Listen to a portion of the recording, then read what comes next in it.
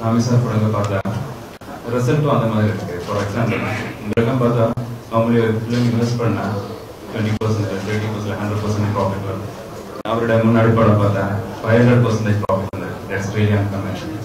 அவர் result கூட அந்த மாதிரி தான் வருது. இந்த படத்துல கொஞ்சம் சீன்ஸ் பார்க்க முடிஞ்சிச்சு. விஷுவல்ஸ் இல்லை ராமநாளில் பார்த்தா ராமனை பார்த்த அப்புறம் எல்லாரும் கேட்டாங்க இந்த விஷுவல்ஸ் எங்க எந்த ஊர்? Actually it's from Kerala. அந்த மாதிரி I am from Kerala. But அந்த விஷுவல்ஸ் பார்க்கும்போது ஐ வாஸ் ஆஸ்கிங் சார் இது கேரளாவான்னு கேட்குற மாதிரி ரொம்ப அருமையாக பண்ணியிருக்காரு விஷுவல்ஸ். அப்புறம் சாங்ஸும் பார்க்க வாய்ப்பு கிடைச்சிருச்சு. அப்போ நினைச்சேன் you can come directly in கேரளான்னு ஃபீல் பண்ணேன். அப்புறம் ப்ரொடியூசர் ஓகே சொன்னாரு. அப்புறம் maybe along with Tamil Nadu we are planning to release it in Kerala also.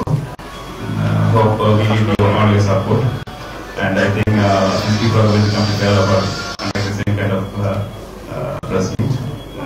Okay, thank you. And இதுக்கெல்லாம் சப்போர்ட் இந்த ப்ராஜெக்ட் டிசைன் பண்ண பி.கே. சிவகுமார் ஆரம்பத்தில் சொல்லிட்டு இவர் தான் ஆக்சுவலி இது கோஆர்டினேட் பண்ண ப்ரொடியூசர் டைரக்டர். ஸோ என்ன இதில் சேர்த்துட்டாரு. Thanks for it. Thank you very much. வணக்கம். இங்கே வந்துட்டு எல்லாரும் வணக்கம். எனக்கு இந்த வரப்போது திடீர்னு கிடைக்கவே இல்லை. கிட்டத்தட்ட 12 வருஷம் போராடினா இந்த இடத்துல வந்துருவேன். என் வருஷம் வந்து குமரேஷ் படத்துக்காக வந்து டைரக்டர் தான் வந்து கட்சி பழைய போராடி தான் ஜெயிச்சுக்கிறாங்க. அதே போல வந்து உன்னுடைய போராட்டம் வந்து வெற்றியாளர் வந்து கட்சியும் ஜெயிச்சுக்கிறாங்க படத்தை. நான் உண்மையாக வந்து லைஃபாக ரெண்டு கிழமை மட்டும்தான் எனக்கு சாங்ஸ் எல்லாம் சொல்லணும். என்னங்க ஒரே ஷெட் இந்த படத்துல வந்து எங்கெல்லாம் நடிக்கும்போது தான் தெரியும் என்ன கஷ்டம். பயங்கர கஷ்டம் வெளியில வந்து நிற்கும் போது எங்க முன்னும் ஓடிட்டு டைரக்டர் அவர் பார்த்தா எங்கெல்லாம் ஒண்ணுமே நம்மள ஒண்ணுமே இல்லை. இன்னைக்கு வெளியே ஓடிக்கிறார். நாங்களாம் ரெஸ்டாரண்ட் வந்து ஒரு மாதம் ரெஸ்டாரண்ட் தான் இன்னைக்கு வெளியே ஓடிக்கிறாரு. பயங்கர அதிசயமா அவர் பார்த்தாரு. அதே போல வந்து இன்னொரு நன்றி வந்து மைக்கேல் ராஜ் டைரக்டர் என்னதான் சொன்னாலும் சரி அவர் என்ன சக்சஸ் பண்ணினாலும் நடக்க முடியாது. எதுவுமே சொல்லல. நான் இப்போ லாஸ்ட் பிரஸ்மெண்ட் சொன்னதோட சார் நன்றி சொன்னேன். எதுவுமே சொல்லுங்க டைரக்டர் சொல்லுவாங்க இல்லை சார் டைரக்டர் என்னதான் செய்தாலும் நீங்க ஒரு வார்த்தை சொன்னா சரி நடக்கும் நல்லா வரீங்க ஆசைப்படாம. அதே போல வந்து நாங்கள் நடிக்கும் போது 3 பேருமே வந்து இன்னைக்கு காலையில் சினிமா என்னன்னா 3 பேருமே போட்டி போட்டு நடிப்போம். இன்னைக்கு யாரு ஃபர்ஸ்ட் மாட்டாங்க யாரு காசு ஆனாங்க ஸ்பாட்டு 3 பேருமே போட்டிடுறோம். அதே போல வந்து ஹரிஷ் சாரும் மேடம் வந்து எனக்கு கோஆபரேட் பண்ண ரொம்ப நன்றி. எனக்கு வாய்ப்பு தயாரிப்பாளர்களுக்கு மீண்டும் ரொம்ப நன்றி தெரிவிக்கிறேன்.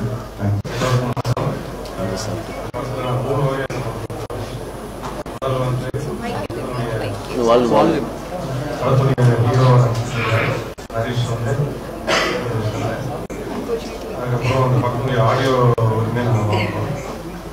அதுக்கப்புறம் ஒரு நாள் வந்து சிவகுமார் சார் வந்து அதனுடைய நெஷ்டெல்லாம் போட்டு காமிச்சு வந்து பாருங்க சார் அப்படின்னு சொல்லி பார்த்த உடனே உடனே சொன்னார் சார் கண்டிப்பாக வந்து பெரிய லெவலில் பேசக்கூடிய ஒரு படமாக இருக்கும். கான்ட்ரவர்ஷியல் இருந்தாலும் பெரிய லெவலில் பேசக்கூடிய படமாக இருக்கும். கண்டிப்பாக எனக்கு ஒரு ஏரியா நீங்கள் வந்து ப்ரொடியூசர் சொல்லி எனக்கு வாய்ப்பு கொடுத்தாங்க. அதே மாதிரி எனக்கு பேசி எல்லாம் பயன் பண்ணியிருக்கோம். ஸோ அந்த படம் வந்து பெரிய வெற்றி வேணும். இந்த வெற்றிக்கு காரணமாக இருக்கிற சாமி சார் அவர்களுக்கும்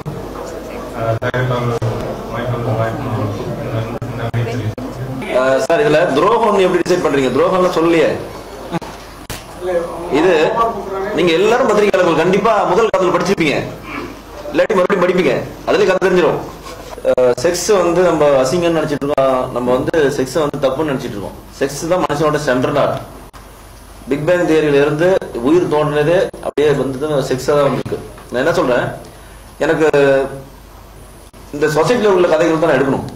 1, மற்றவங்க சொன்னதை விட ஏதாவது வித்தியாசமா சொல்லணும். 2, 3வது நம்ம ஏற்கனவே ஒரு பிரஸ் மீட் சொன்னது மாதிரி கேபி சார் வந்து 100 படத்துக்கு மேல பண்ணிருக்காரு இல்லையா?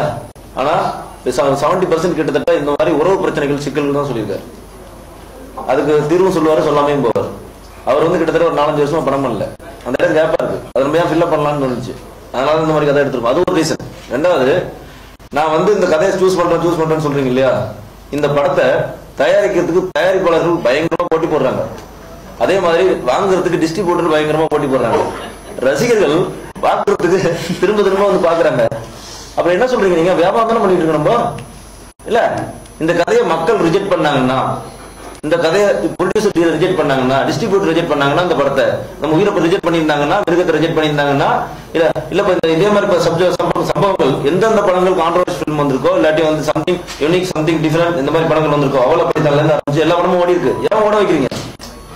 அப்ப உங்க சைடும் அந்த உங்க மனசுக்குள்ள இந்த மாதிரி கதை வேணும்னு இருக்கு இல்லையா? அதனாலதான் பாக்குறீங்க, அதனாலதான் எடுக்கிறோம். சமூக பொறுப்பு எனக்கு இருக்கு சார், இருந்ததுனாலதான் மிருகம் எடுத்தேன் இல்லையா? மிருகம் நீங்க பாத்தீங்களா, மிருகம் எடுத்தோம். நம்ம எய்ட்ஸ் பத்தி இது வரைக்கும் உலகத்துல 8 படம் தான் வந்திருக்கு, அதுல மிருகம் 1. அதை வந்து ஒரு தயாரிப்பாளர் வந்தாரு 1. 2வது ரீசன், சமூக பொறுப்பு எனக்கு இருக்கு. சமூக பொறுப்பு இல்லாட்டி எப்படி வேணும் படம் எடுக்கலாம். இதே நான் சொன்னல, இன்னும் உயிர் படம் பாத்தீங்களா, எந்த படத்தையாவது எந்த சீன்லயாவது நான் வல்கர் சீன் வச்சிருக்கலாம், செக்ஸ் சீன் பண்ணிருக்கலாம்.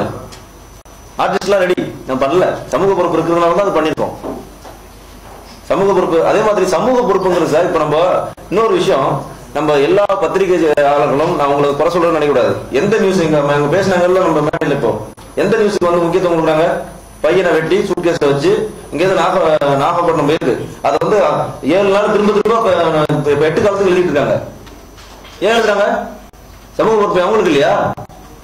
எனக்கு இருக்கிறதுனால தான் நானே கண்ட்ரோலா படம் பண்ணிட்டு இருக்கேன். இல்லாட்டி வந்து நிச்சயமா இந்த இந்த உயிர் படத்துல, மிருகம் படத்துல இன்னும் கொஞ்சம் நிறைய செக்ஸ் சீன் வச்சிருக்கலாமே இல்லையா? சமூக பொறுப்பு இருக்கு. ஒரு கலைஞன் யாருன்னு பாரதி சொன்னதை நான் ஃபாலோ பண்ணு தான் நினைக்கிறேன். ஆனா சூழ்நிலை கைதி முதல்ல புரிஞ்சுங்க. ஒரு கலைஞன் யாரு அப்படிங்கிறது மகாகவி பாரதி தெளிவா சொல்லியிருக்காரு. தான் வாழும் காலத்தில் எவன் ஒருவன் தன் இனத்தை, மொழியை, சமூகத்தை, தன்னுடைய சொசைட்டியை ஒரு அங்குலம் உயர்த்துறானோ, இல்ல உயர்த்த எத்தனிக்கிறானோ, முயற்சிக்கிறானோ, அவன் தான் உண்மையான கலைஞன். அதை படிச்சுட்டு தான் வந்திருக்கேன் நான். ஆனா அதுக்கு முன்னாடி வயிறு இருக்கு இல்ல, எல்லாருக்கும் சர்வைவல் இருக்கு. இப்ப கௌதம் மேனன் வந்து நான் 2 படம் எடுத்துட்டு இருக்காரு அவர் இஷ்டத்துக்கு. நடிகை நாயகன் ஒரு படம், ஒரு படம் பணம் இருக்கு அவர்கிட்ட எடுக்கிறாரு.